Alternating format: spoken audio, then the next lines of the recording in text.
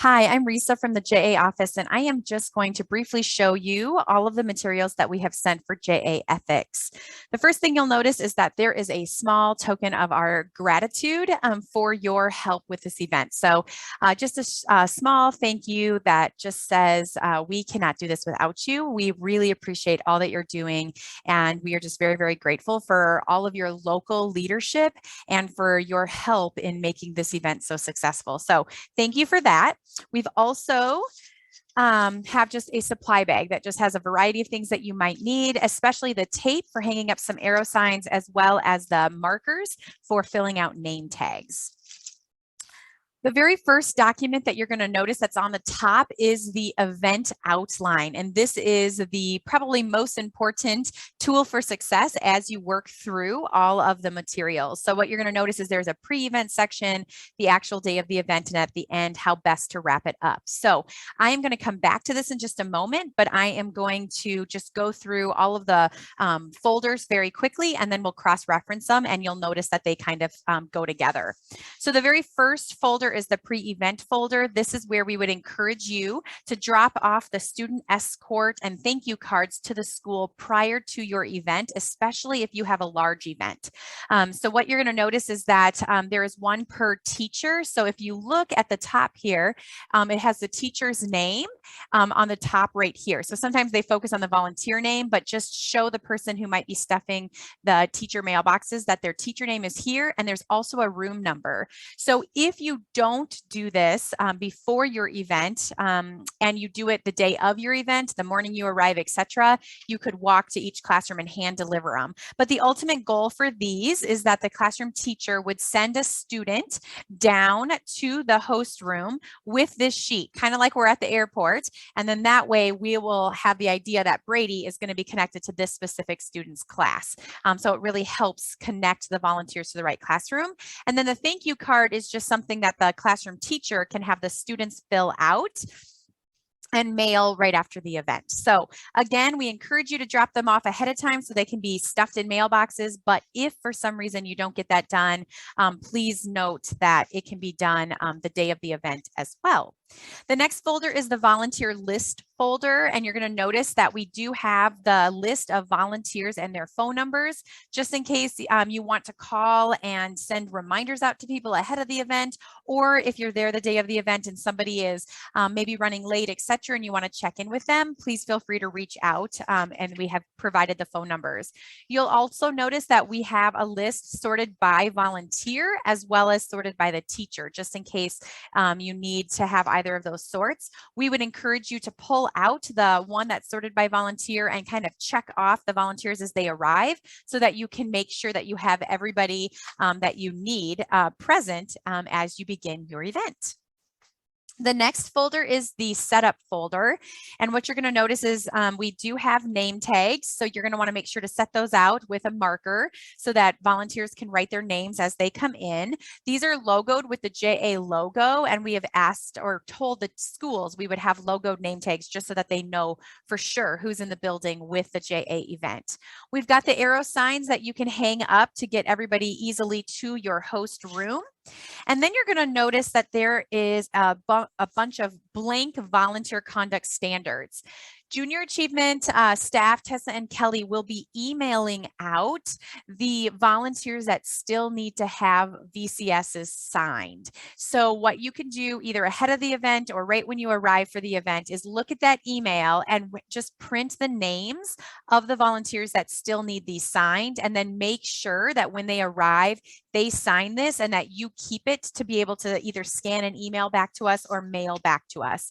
So what you're going to notice in here is that it's a multiple page document. These are the documents they need to read. And then this cover sheet is where they initial all three boxes that they have copies and read them, and then ultimately sign them. This is the only sheet we need back so they can keep this for their records. Okay, and the final document that you'll see in there is the schedule of your school's event.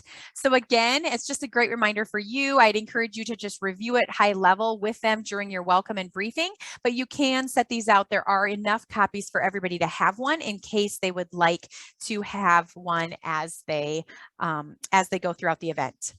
The next folder is the materials folder, and this is what they're going to need to have in the classroom. So first you're going to see table tents. They are separated by a rubber band, so each volunteer needs one set of these. Basically, the students would just fold them in half, write their name on them, and then the volunteers can start knowing the students' names as we go. Then you're going to see the student worksheets, and all of the worksheets are separated by a blue sheet. So what I would encourage you to do is when you get there, just separate them out. And it works really well to just alter them from side to side, kitty, wampus, crisscross them, whatever you want to say. I'm not sure the professional word or the term, but that way it'll be really easy to provide a full set to each of the volunteers as they arrive. The last thing in that document is just a few extra full curriculum guides.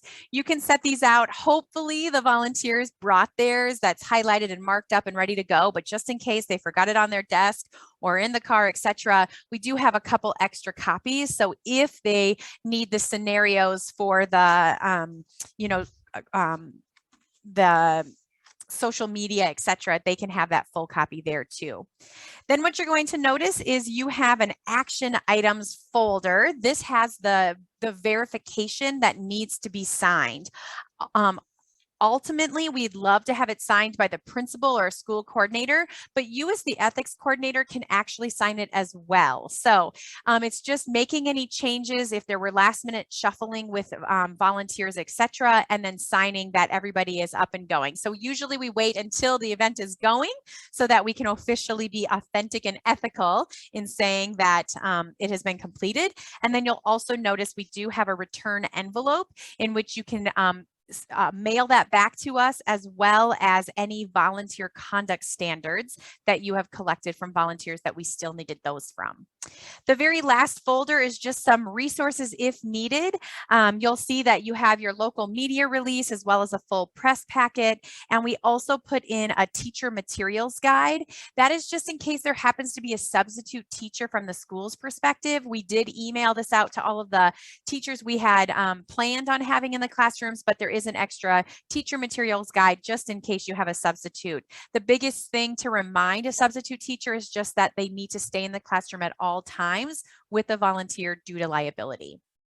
Okay, so that's the premise of the materials. You're going to notice that if we go back to that ethics outline, it walks you through the event step by step.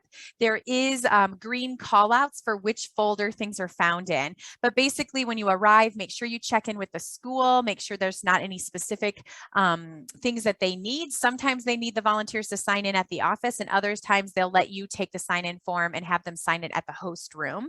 So just check that out. You want to make sure that you set up the host room, set out all of your materials so it's very easy when the volunteers arrive that they get what they need. Make sure you facilitate a JA briefing and a welcome. We've given you a suggested script of things to consider and say. What you'll notice is that we do give you a little bit of a premise on the closing airplane illustration. So we'd encourage you to just remind them of that and what the point of that illustration is. And just kind of talk through, entertain any questions for volunteers that have done it in the past. Let them share any best tips or tricks as well. Then you're going to go ahead, and most of the schools are going to have student escorts come down to actually escort the volunteers to the classrooms. If that's not the case, just make sure everybody gets where they need to be. But then you can kind of mill around. We encourage you to take photos if that works. We do not have student releases from parents. So we do ask that if you take photos, that they're focused on the volunteer and or only have the students' backs of their heads. We would love to post on social media though. So if you let us know, if you email them to us, we'd love to get some traction, and we'd love to entertain that. We'd also love to post a picture of the group of you at the event. So if you guys want to take a group picture at the welcome or the briefing, we'd love to send that off and get that posted as well. So make sure to send that to jasd@ja.org or to Tessa and Kelly directly. Obviously, if the media does come, please make sure that they sign in at the school and then host them as you go. And once all of the classes are up and running again, make sure that verification form is signed and returned to the JA office. What you're going to then notice is that in most cases, the volunteers are going to come back to that host room and you're going to do a little bit of a debrief and a thank you.